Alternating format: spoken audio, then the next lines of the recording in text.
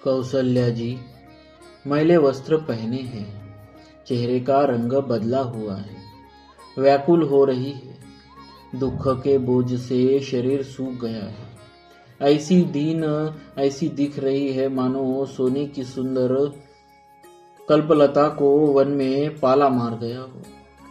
भरत को देखते ही माता कौशल्या जी उठ दौड़ी, पर चक्कर आ जाने से मूर्छित होकर पृथ्वी पर गिर पड़ी। यह देखते ही भरत जी बड़े व्याकुल हो गए और शरीर की सुध भुलाकर चरणों में गिर पड़े। फिर बोले, माता, पिताजी कहाँ हैं? उन्हें दिखा दे। सीता जी तथा मेरे दोनों भाई श्री राम लक्ष्मण कहाँ हैं? उन्हें दिखा दे। कई जगत में क्यों जन्मी, और यदि जन्मी ही तो फिर बांझ क्यों न हुई? जिसने कुल के कलंक, अपयश के भाड़े और प्रियजनों के द्रोही मुझ जैसे पुत्र को उत्पन्न किया। तीनों लोकों में मेरे समान अभागा कौन है, जिसके कारण हे माता तेरी यह दशा हुई? पिताजी स्वर्ग में है और श्री राम जी वन में। केतु के समान केवल मैं ही इन सब अनर्थों का कारण हूँ। मुझे धिक्कार है, मैं बास के वन में आग उत्पन्न हुआ और कठिन दाह, दुख और दोषों का भागी बना। भरत जी के कोमल वचन सुनकर माता कौशल्या जी फिर संभल कर उठी। उन्होंने भरत को उठाकर छाती से लगा लिया और नेत्रों से आंसू बहने लगी। सरल स्वभाव वाली माता ने बड़े प्रेम से भरत जी को छाती से लगा लिया, मानो श्री राम जी ही लौट कर आ गए हो। फिर लक्ष्मण जी के छोटे भाई शत्रुघ्न को हृदय से लगाया। शोक और स्नेह हृदय में समाता नहीं। कौशल्या जी का स्वभाव देखकर सब कोई कह रहे हैं, श्री राम की माता का ऐसा स्वभाव क्यों न हो। माता ने भरत जी को गोद में बिठा लिया और उनके आंसू पोंछकर कोमल वचन बोली, हे वत्स, मैं बलैया लेती हूँ, तुम अब भी धीरज धरो। बुरा समय जानकर शोक त्याग दो। काल को कर्म की गति अमिट जानकर हृदय में हानि और ग्लानि मत मानो। हे तात, किसी को दोष मत दो। विधाता मुझको सब प्रकार से उल्टा हो गया है, जो इतने दुख पर भी मुझे जिला रहा है। अब भी कौन जानता है उसे क्या भा रहा है।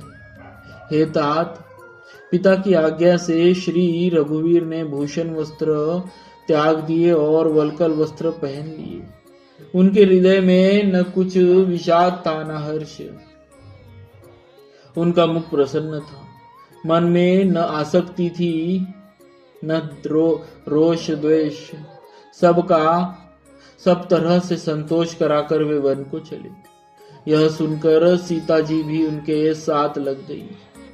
राम के चरणों में अनुरागिनी वे किसी की न रही। सुनते ही लक्ष्मण भी साथ उठ चले। श्री रघुनाथ ने उन्हें रोकने के बहुत यत्न किए, पर वे न रहे। तब श्री रघुनाथ जी सबको सिर नवाकर सीता और छोटे भाई लक्ष्मण को साथ लेकर चले गए। श्री राम, लक्ष्मण और सीता वन को चले गए। मैं न तो साथ ही गई और न मैंने अपने प्राण ही उनके साथ भेजे। यह सब इन्हीं आंखों के सामने हुआ, तो भी अभागे जीव ने शरीर नहीं छोड़ा।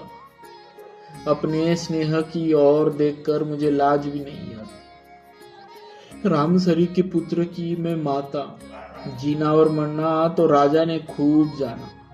मेरा हृदय तो सैकड़ों वज्रों के समान कठोर है। कौशल्या जी के वचनों को सुनकर भरत सहित सारा रणिवास व्याकुल होकर विलाप करने लगा। राजमहल मानो शोक का निवास बन गया। भरत शत्रुघ्न दोनों भाई विकल होकर विलाप करने लगे। तब कौशल्या जी ने उनको हृदय से लगा लिया, अनेकों प्रकार से भरत जी को समझाया और बहुत सी विवेक भरी बातें उन्हें कहकर सुनाई। भरत जी ने भी सब माताओं को पुराण और वेदों की सुंदर कथाएं कहकर समझाया।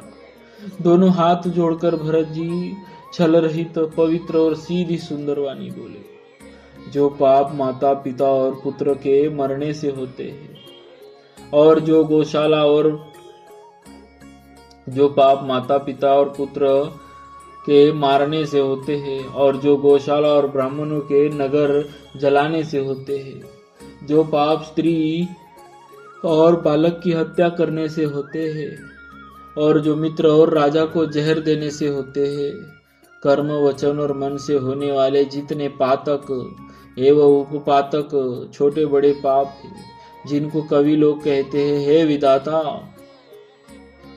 यदि इस काम में मेरा मत हो तो हे माता सब कुछ पाप मुझे लगे। जो लोग श्री हरि और श्री शंकर जी के चरणों को छोड़कर भयानक भूत प्रेतों को भजते हैं, हे माता, यदि इसमें मेरा मत हो तो विधाता मुझको उनकी गति दे। जो लोग वेदों को बेचते हैं, धर्म को दूह लेते हैं, चुगलखोर है, पापों के दूसरों के पापों को कह देते हैं, जो कपटी कुटिल कलह प्रिय और क्रोधी है, तथा जो वेदों की निंदा करने वाले हैं और विश्व भर के विरोधी है, जो लोभी लंपट और लालचियों का आचरण करने वाले हैं, जो पराये धन और पराई स्त्री की ताक में रहते हैं, हे जननी, यदि इस काम में मेरी सम्मति हो तो मैं उनकी भयानक गति को पाऊं, जिनका सत्संग में प्रेम नहीं, जो अभागे परमार्थ के मार्ग से विमुख है, जो मनुष्य शरीर पाकर श्री हरि का भजन नहीं करते, जिनको हरिहर भगवान विष्णु और शंकर जी का सुयश नहीं सुहाता, जो वेद मार्ग को छोड़कर वाम मार्ग वेद प्रतिकूल मार्ग पर चलते हैं, जो ठग है और वेश बनाकर जगत को चलते हैं, हे माता, यदि मैं इस वेद को जानता भी हूं तो शंकर जी मुझे उन लोगों की गति दे। माता कौशल्या जी भरत जी के स्वाभाविक ही सच्चे और सरल वचनों को सुनकर कहने लगी, हे तात, तुम तो मन वचन और शरीर से सदा ही श्री राम के प्यारे हो। श्री राम तुम्हारे प्राणों से भी बढ़कर प्रिय है और तुम भी श्री रघुनाथ को प्राणों से भी अधिक प्यारे हो।